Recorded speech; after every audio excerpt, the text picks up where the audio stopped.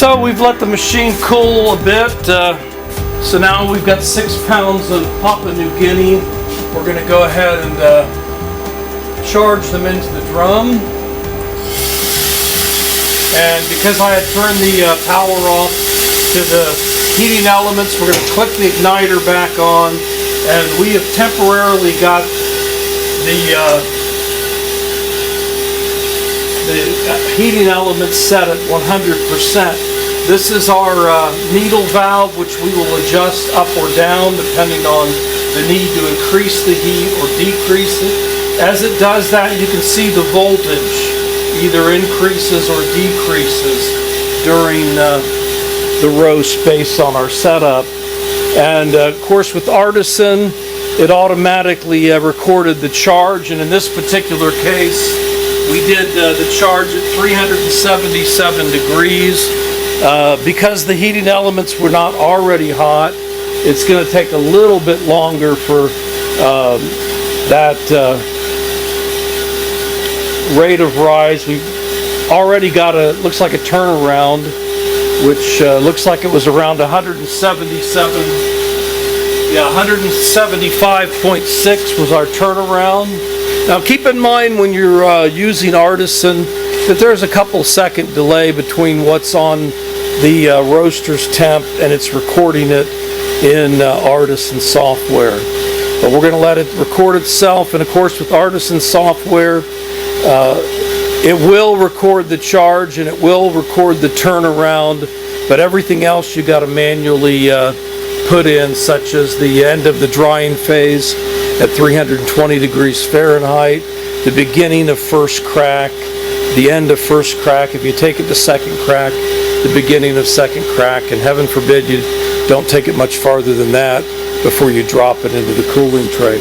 You can see now the heating elements are getting red hot again, and so based on the rate of rise and the time, we may adjust that down. Generally speaking, when you're doing full roast or almost full roast, this is a 6 pound roast, it's a little bit less than a full roast, you're going to keep it up pretty much to 100% during the drying phase and most of the mallard phase, and then you may turn it down. Now your airflow generally starts off low, and then later you increase the airflow based on your rate of rise and also other factors, such as if there's a lot of chaff in the drum, or if there begins to need to be more smoke pulled out of the drum. Right now everything's looking pretty good, and we've got the airflow set at about 2. I'm going to bump it up to about 2.5. Our rate of rise seems to be going real well. We are up to 260 after a turnaround of 175, so we're doing really good. I forgot to reset the timer on this, but since we're using Artisan, that keeps track of the time for us just fine. And we've have about 2 minutes and 20 seconds since we charged the beans at 377. It went down to 175. Now our BT is back up to 280. So our rate of rise is going really good. We may decide at some point, maybe at the end of the drying phase, if we feel like it's the rate of rise is too fast, we may bump our heat down some. As you can see, we're dialing in, and part of this is going to depend on your 220, 240 power, but we're dialing in about 230, 231, 232 volts, and we're going to bump that back down once it gets to the end of the drying phase, which is going to be coming soon because we're up to 300 now, and we'll probably bump that down maybe to about 80% as we go through the mallard phase, and we're definitely going to increase our airflow during the mallard phase. We're at about 2.5 on the airflow. We want to bump that up. We're almost at the end of the drying phase.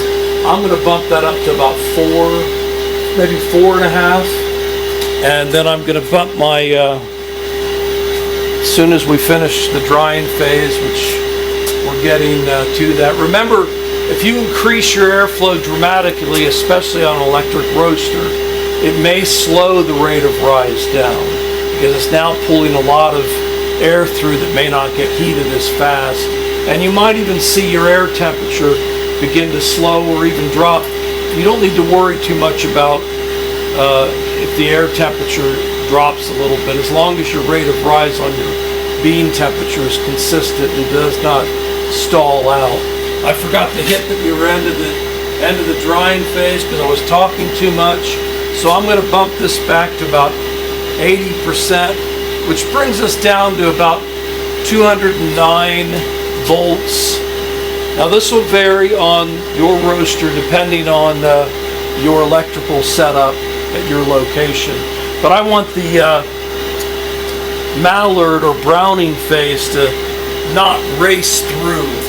So we see the end of the drying phase was actually about 4 minutes and 10 seconds, which was pretty fast. So I obviously want to slow it down a little bit during the browning or the mallard phase.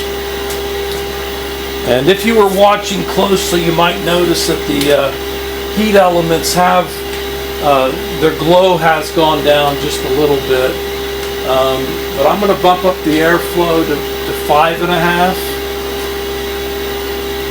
Now keep in mind, because we're using the new 2023 model with the governor on the chaff fan, that I have that governor up 100%, so I'm completely controlling my airflow through the manual dial damper. Now you might notice, because the air temperature is super hot, and these are smaller beans, being the peaberry type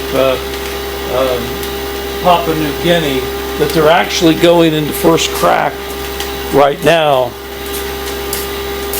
I'll mark that, which is a little earlier than what might typically happen if the airflow wasn't so hot. Now I want to slow this down because it's definitely going faster than I want it to. So I'm going to bump this down almost to what's the equivalent of 50%. So I'm at about 175 volts on this, and I'm going to bump my airflow up because it's really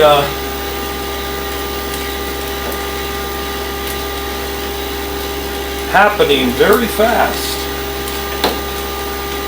And that's part of getting used to your roaster. This roaster is obviously heating better than before. They may have increased the amount of burners or the wattage of the burners on these. But you can see I kind of slowed it down a little bit.